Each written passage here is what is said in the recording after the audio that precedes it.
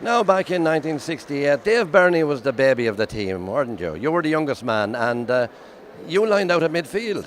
I know the midfield with Phil Wilson, that's right, Dan, yeah. It was, must say, look forward to the occasion. I suppose when you put in a serious effort and you feel that you're as fit as you can be, you look forward to the performance then. And that's probably what I look forward to on the day. I certainly wasn't overcome by the occasion, but having watched the Miners win, it gave us a great lift that day. Now, on the particular day, the first half wasn't great for Wexford, sure it wasn't. No, we struggled in the first half. I suppose a lot of Wexford teams have done that in the past, but we knew that we would come back, and at half time Podge Keogh gave us a serious bollocking, and he gave us a serious going over, and as a result of that he broke a few cups and saucers. There was Ned Power believed in tea for the thirst. Right. And there was cups all over the table, and Podge came down with the hurl in the middle of the cups. There was Delf going everywhere, and he certainly brought us to life and woke us all up when we went out a new team in the second half, ready for action. You were a completely new team in the second half, and as well as that, it was a brilliant second half, taking hurling into account, the actual game. And Wexford was really threw everything at them.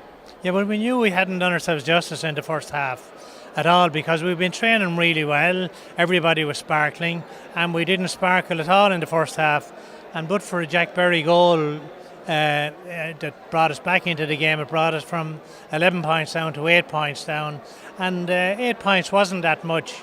And we were aware, of course, of the 56 comeback, even though they had a gale force wind in the league final. They came from 15 points down, but we came from 11 without the gale force wind. But there was something there. There was a bit of magic there amongst the team. We had been in Wembley that year, and there was a great spirit building up within the team. And obviously, then we just something just clicked with us, and we put a serious effort into it, and we all gelled. We all played for one another. We played as a group, and it came together for us.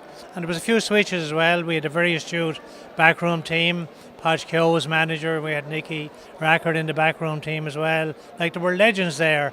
And when they told us, I mean, they convinced us at half time that we could do it, and we believed them, and we went out to do that. And I mean, Podge brought Paul Lynch in centre forward. Paul was a great overhead striker. Put Tony in full forward when Shanks got injured, and brought in John Quigley. We got on top. Our half back line got on top, and midfield got on top. And then there was plenty of ball going into the full forward line. And Sir Jack Berry and Tony Dorn were made hay, and Jimmy O'Brien made hay while the sun was shining.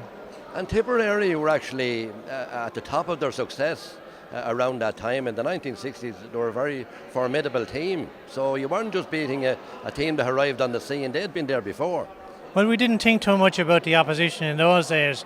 We always felt we could beat any team. And I suppose that was inculcated in us from the team of the 60s. And we took a lot from those, because we grew up. Those guys were our heroes. They believed they could take on the world and win, and they inculcated that belief in us as well. And the match was only an hour that time, and I see from the video that the referee, he only played the full hour because it was getting tight at the end. It was. Tipperary were coming back into it. I don't even knew what hit them with the way the avalanche of scores that were coming, and with the way that Jack Berry and Tony Dorn were scoring goals in there, and Lynch's goal from the 21 as well. That was a great lift to us, and the fact that we were on top of nearly every position. Obviously, then they weren't gone for the full. They hurled for 10 minutes maybe in the second half, but it was 10 minutes that could have made a difference, and we probably relaxed a little bit as well, because we thought that we had it in the bag. And I suppose nearly every day for the past 50 years, certainly every week, the game would be mentioned to you, wouldn't it? Somewhere along the line, wherever GA guys would get together. Yeah, well, I live in Dublin. I'm in Dublin now longer than I was in Wexford. And when you're in Dublin, it's very cosmopolitan. And you wouldn't happen on that many. It's only when you happen on Wexford people or hurling people.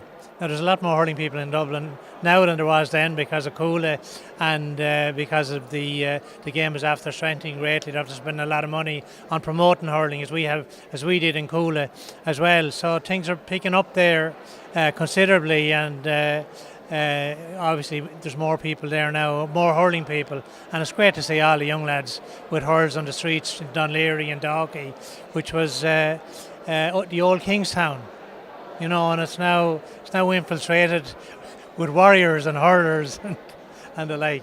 Well, Wexford County Council and Tony Dempsey and the GA Road in there as well, they all remembered you here now tonight. So was it a little bit nostalgic? No question about it, and we must say we appreciated very much the fact that they went to the trouble as they did, went to great trouble, and the county board as well, and they did it in style, and I'd have to say we were absolutely thrilled. Great to meet all the lads together, obviously, again, but certainly great that the likes of Tony as mayor, a GA man out and out, Derry Kent was there, and the county board officers, and it was great that the Uachtaráin Cumann Lou Clascale travelled down as well, and I didn't realise that he had strong Wexford connections, and that he was also following Wexford back in the day.